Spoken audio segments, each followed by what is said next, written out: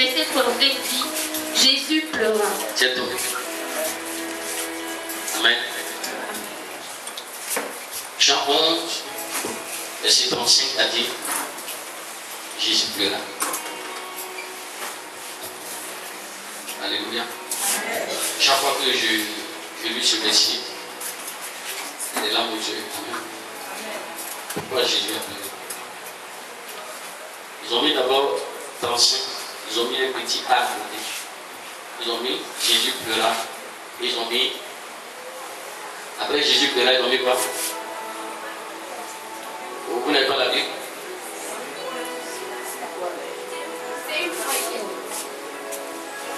Ils ont mis Jésus pleura. Jésus pleura. Donc ça veut dire quand on met le point. Donc si c'était le virgule, on peut dire que ça continue. N'est-ce pas? Et ici ils ont mis le point. Ok, partir à l'école, le point signifie quoi? Le point signifie quoi? La fin. Alléluia. Retenons dans la parole de Dieu et lisons ensemble la parole. La Bible nous dit au verset 35, et Jésus pleura, et la Bible, l'auteur de la Bible a mis point. Au fait, il ne s'est pas trompé. Il a bien fait de mettre le point. Alléluia. Mais quand nous lisons bien ce passage et que nous cherchons à comprendre pourquoi Jésus a pleuré, nous comprenons l'histoire, pourquoi il a pleuré et qu'est-ce qui a poussé Jésus à pleurer. Écoutez bien.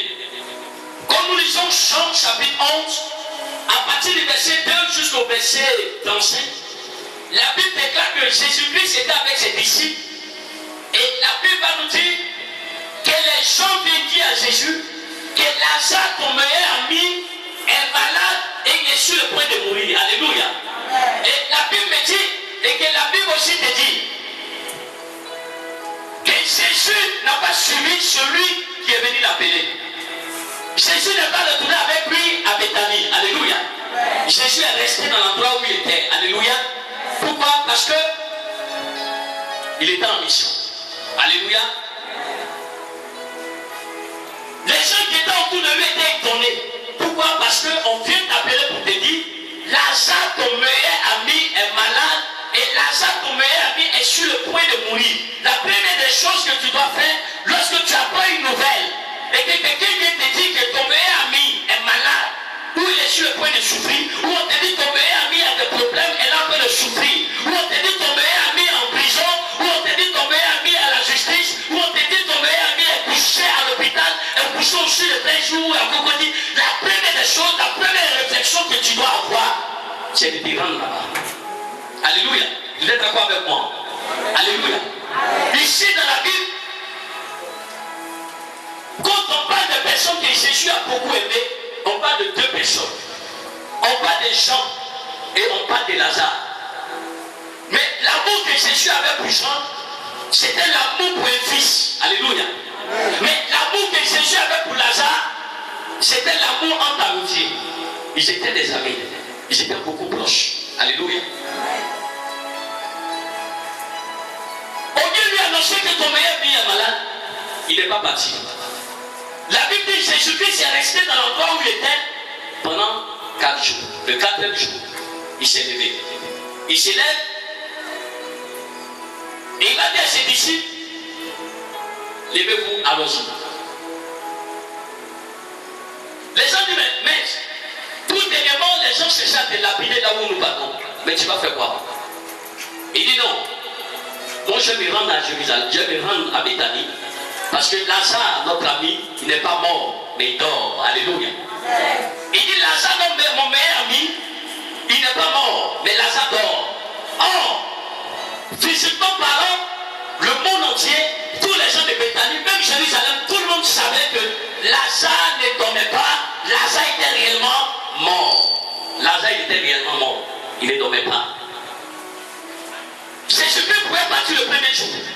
Il pouvait partir le deuxième jour. Il pouvait partir le troisième jour. Mais la Bible dit que Jésus-Christ est resté dans l'endroit où il était jusqu'à 4 jours. Et le 4e jour, il s'est levé et il est parti. Écoutez bien, si vous n'écoutez pas, vous n'allez pas comprendre. Jésus-Christ se lève, il rentre à Bethanie. Il arrive à Bethanie. La Bible déclare que Marthe et Marie étaient à la maison en train de pleurer. Et la Bible nous dit que les Juifs Marie pour lui dire Yako, parce que vous avez perdu vos parents, vous avez perdu votre frère Lazare. Alléluia. Donc les Juifs venaient, d'autres étaient en paille noire, d'autres étaient, peut-être qu'ils avaient porté les tuchons de funérailles, ils étaient aux funérailles, ou bien peut-être qu'il y avait des bâches ou des tentes, et chacun d'eux était là et bon, ça pleurait. Alléluia. Les Juifs venaient pour consoler Marthe et Marie. Et quand Jésus-Christ a fait son entrée dans la Bible va nous dire que les gens sont allés rapporter, ils sont allés dire à Marthe et Marie que le maître est ici. Alléluia. Le maître est là, c'est-à-dire Jésus est arrivé. La Bible dit que Marthe va se lever, elle court, elle va vers Jésus. Elle va dire à Jésus, ah mais si tu étais là, Lazare, notre frère, ne serait pas mort. Alléluia. Amen. Alléluia. Amen. Alléluia. Amen. Nous lisons cette partie.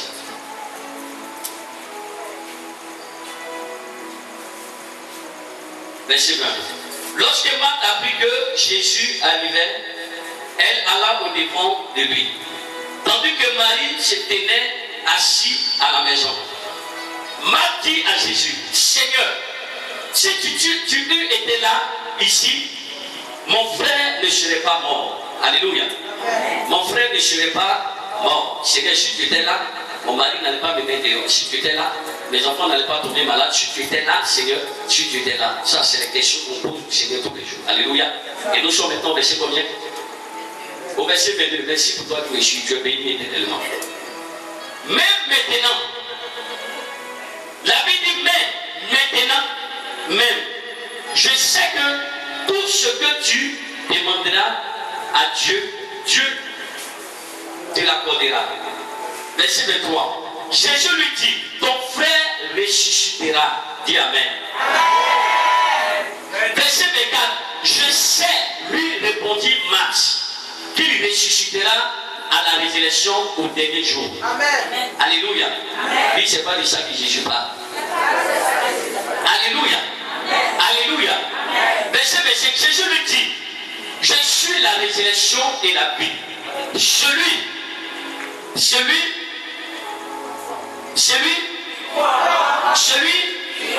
On continue de réciter. Celui qui croit en moi, vivra. Celui qui croit en moi, celui qui croit en moi, alléluia. Verset 25. Jésus lui dit, je suis la résurrection et la vie. Celui qui croit en moi, vivra. Quand même qu'il serait mort, il vivra. Alléluia.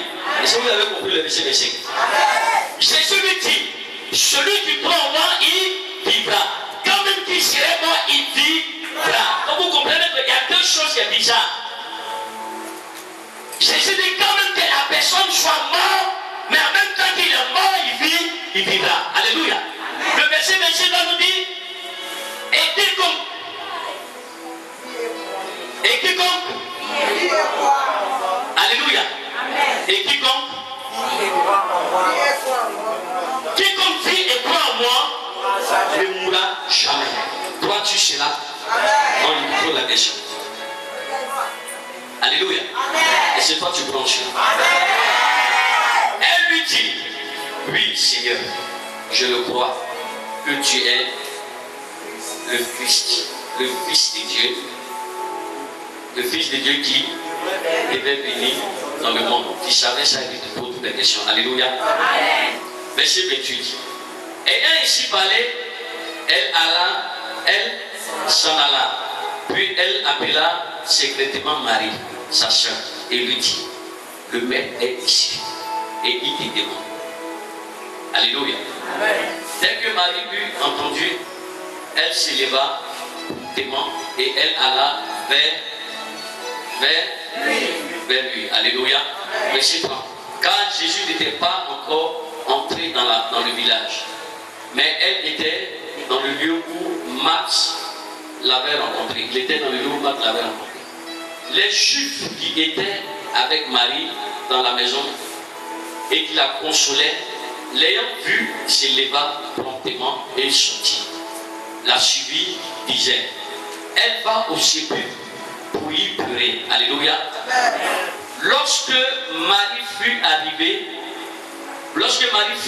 là où était Jésus, et qu'elle vit, elle tomba à ses pieds et lui dit, Seigneur, si tu eût été ici, mon frère ne serait pas mort. Donc ça fait de Marthe a dit ça, Marie vient de dire ça aussi. Alléluia. Amen. Alléluia. Amen. Alléluia. Amen. Verset 33. Jésus, la voyant pleurer, elle et les Juifs qui étaient venus avec elle, frémit en son esprit. Alléluia. Frémit dans son esprit et fut tout ému. Fut tout ému. Et verset 24 dit, et il dit, où l'avez-vous mis? Le Seigneur lui répondit, dit, viens et vois. Verset 35. Jésus pleura.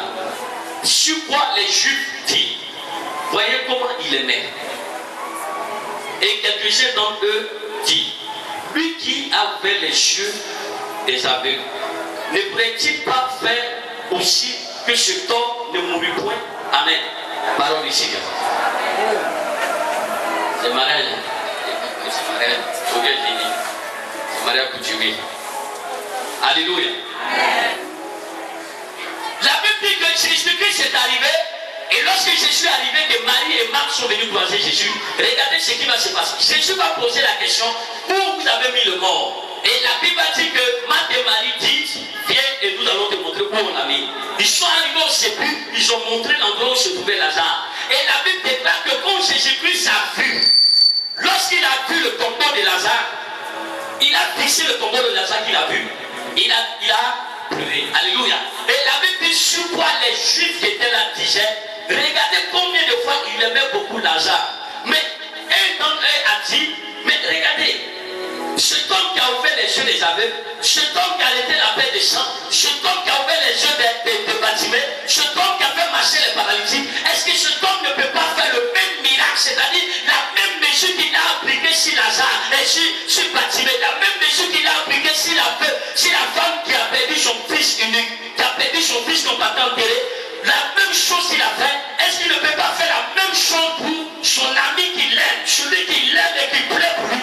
Est-ce que Jésus ne peut pas faire la même chose? Pourquoi? Parce que Jésus-Christ avait appris. Les Juifs savaient que quand Lazare était malade, ils sont allés appeler Jésus. Jésus-Christ n'est pas venu. Écoutez-moi, je suis venu te dire ce soir que le Seigneur n'est pas obligé d'intervenir le premier jour où tu as eu des problèmes. Il n'est pas obligé d'intervenir le deuxième jour où tu étais dans les problèmes, où tu étais dans les situations. Il n'est pas obligé d'intervenir dans l'année 2008. Il n'était pas obligé d'intervenir en 2009. Il n'était pas obligé d'intervenir en 2010. Dieu n'était pas obligé. Pourquoi? Parce que Dieu permet que les situations nous arrivent. Il permet que les difficultés nous arrivent. Il permet que les choses nous arrivent. Il fallait que les choses arrivent pour que la gloire de Dieu se manifeste. Si les choses ne t'arrivent pas, rien ne pourra t'arriver. Alléluia. Pourquoi? Parce que Jésus-Christ, la Bible dit qu'il est le meilleur ami. Il est l'ami fidèle. Quand on parle de fidélité, c'est Dieu seul et c'est Jésus-Christ seul qui détient l'onction de la fidélité. Il est le seul qui est capable de te laisser.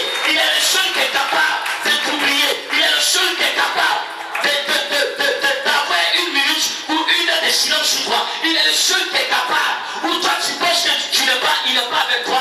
Lui il sait, il est convaincu qu'il est avec toi. Quand les gens pensent que Jésus-Christ n'est pas là, c'est là qu'il est là. Quand les gens pensent que Jésus-Christ a perdu la bataille, c'est là qu'il a remporté la bataille. Pourquoi? Parce que tout ce que Jésus faisait était en esprit. Donc les personnes qui sont bénies par Dieu, les personnes qui reçoivent l'approbation de Dieu, les personnes qui reçoivent l'onction de Dieu, il fallait que ces personnes soient en esprit. Pourquoi? Parce que les disciples lui disent, mais son meilleur ami est malade. Et il est ici, on vient l'appeler, il ne va pas. Mais Jésus-Christ est un esprit. Quand tu es un chrétien et que tu marches par l'esprit de Dieu, quand tu es un chrétien et que l'onction est en toi, les problèmes des gens ne sont pas un problème pour toi. Les difficultés des gens ne sont pas les difficultés pour toi. Pourquoi? Parce que l'esprit de Dieu en toi te convainc, te donne l'assurance que ce qui arrive comme problème n'est pas un problème. Mais ce qui arrive comme problème, je mets quelque chose en toi où tu peux surmonter ce problème. Pourquoi? Parce que la Bible dit dans 1 Corinthiens 13, la Bible dit, toute tentation, 1 Corinthiens 10, verset 13, toute tentation qui se dresse contre nous, si tu vois que la tentation est bénie, c'est que tu as mesuré la tentation selon la dimension,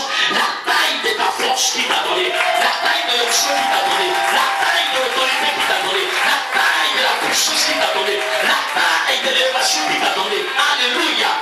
Alléluia. L'onction qui est en toi fait abaisser tous ceux qui se dressent contre toi. L'onction qui est en toi, ce n'est pas une onction qui est petite, ce n'est pas une onction qui est abaissée, ce n'est pas une onction qui est affaiblie. Mais je te dis,